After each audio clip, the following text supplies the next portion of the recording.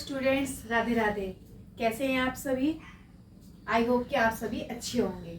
मेरा नाम है Archana Rowela. Welcome to my channel commerce Pathshala. आज मैं आपको पढ़ाऊंगी क्वार्टाइल डिविएशन, जैसे चतुर्थक विचलन का आपको डिस्क्रीट सीरीज में बताऊंगी किस तरह इसको निकालते हैं। कल मैंने आपको बताया था कि इंडिविजुअल सीरीज में हम किस तरीके से क्वार्टाइल डिविएशन को निकालते हैं, ठीक है। तो उसी तरीके से आज मैं डिस्क्रीट सीरीज में भी ये बताऊंगी कि किस तरीके से क्वार्टाइल डिविएशन को निकालते हैं। ओके, सो स्टार्ट करते हैं। यहाँ पे आपका डिस्क्रीट सीरीज दे रखा है। फॉर्मूला आपका ये है Q3 माइनस Q1/2। ये आपका क्वार्टाइल डिविएशन का है। और कोफिशिएंट ऑफ क्वार्टाइल डिविएशन का जो फॉर्मूला है वो है Q3 माइनस Q1 अपॉन में Q3 प्लस Q1 है। ओके, यहाँ पे आपको हाइट दे रखी है और आपको दे रखा है नंबर ऑफ स्टूडेंट्स कितने हैं। ओके, सो हाइट दे रखी है 145, 146, 147, 148, 149, 150, 151, 152, 153, 154। यहाँ पे नंबर ऑफ स्टूडेंट्स दे रखे हैं 15, 20, 32, 35, 33, 2, 20, 10, 8 और 4। ओके, ये जो आपको हाइट दे रखा है ये आपकी x की वैल्यू है, ये आपकी x की वैल्यू है। और जो नंबर ऑफ स्टूडेंट्स दे रखे हैं ये इसकी फ्रीक्वेंसी दे रखी है। ओके, तो यहाँ पे आपको पता है कि जब हमें कहीं पे भी किसी का वापद निकालना होता है, ठीक है, तो उसके लिए हम क्या करते हैं, CF निकालते हैं, क्योंकि CF से पता चलता है कि वो संख्या कहाँ पे डिजर्व हो रही है। तो सबसे पहले हम क्या करेंगे, इसका क्या निकालेंगे, CF निकालेंगे। CF मतलब होता है संचय आवृत्ति, ठीक है, यानी कि आवृत्ति को संचय करना, जोड़ना। तो पहली वाली जो होगी वो GQ आ जाएगी, यानी कि 15। फिर इस 15 को इससे ऐड करेंगे तो कितना आ जाएगा, यहाँ पे 35। ओके, फिर 35 को हम जब इससे ऐड करेंगे तो कितना हो जाएगा, यहाँ पे फिर हो जाएगा हमारा 67। इसी तरीके से हम इसको ऐड करेंगे तो यहाँ पे हो जाएगा 102। इसी तरीके से जब हम इसको ऐड करेंगे तो हो जाएगा 135। फिर जब हम इसको ऐड करेंगे तो ये हो जाएगा हमारा कितना हो जाएगा 157। इसी तरीके से जब हम इसको ऐड करेंगे तो कितना हो जाएगा हमारा, यहाँ पे हो जाएगा 177। इसी तरीके से जब हम इसको ऐड करेंगे तो कितना हो जाएगा 187। इसी तरीके से जब हम इसको ऐड करेंगे तो कितना हो जाएगा 195। और जब इसको ऐड करेंगे तो कितना हो जाएगा 199।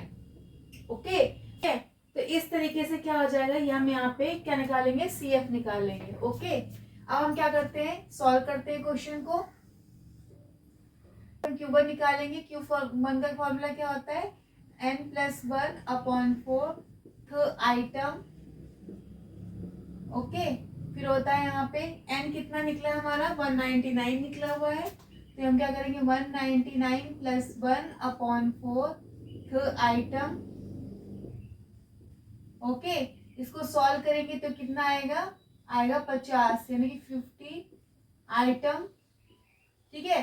तो Q1 हमारा कितना आ जाएगा। अब ये देखिए कि जो 50 वाली जो संख्या है वो कहाँ पे डिजर्व होती है। देखो यहाँ पे तो 15 तक है, यहाँ पे 35 तक है, यहाँ 67 तक है।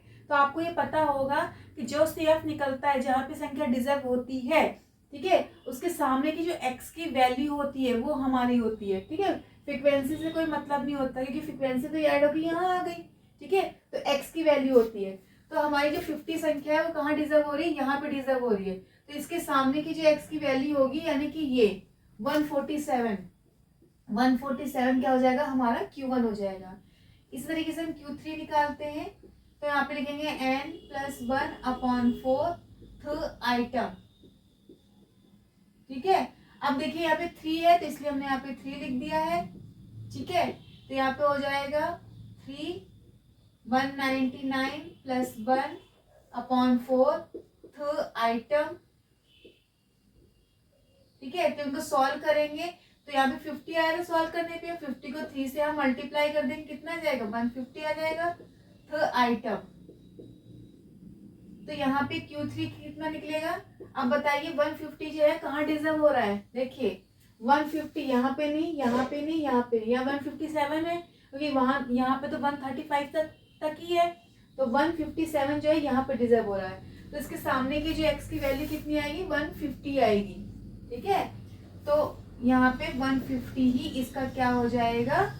अब ये मत सोचिएगा कि मैम ने तो 150 है 150 ही उतार दिया, यानी कि वही इसका आंसर हो गया।